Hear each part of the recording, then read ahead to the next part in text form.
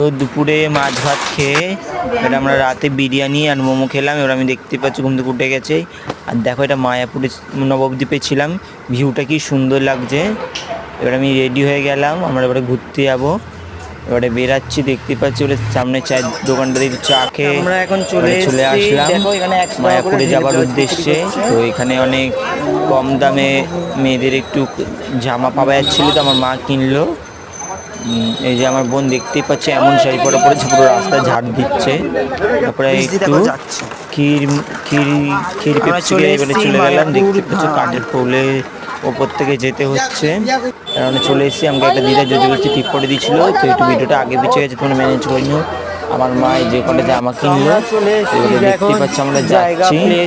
একটা দিদা আমাকে পড়তে ছিলাম, বারণ করলাম পড়িও না, কেন মায়াপুরে গিয়ে ভেবেছিলাম পড়ি মন্দির সামনে, কিন্তু সেটা হলো না, উনি পড়িয়ে দিল। এবারে যাচ্ছি, এটা দেখতে পাচ্ছি আমরা জগন্নাথ মন্দিরে যাচ্ছি পুজো দিতে।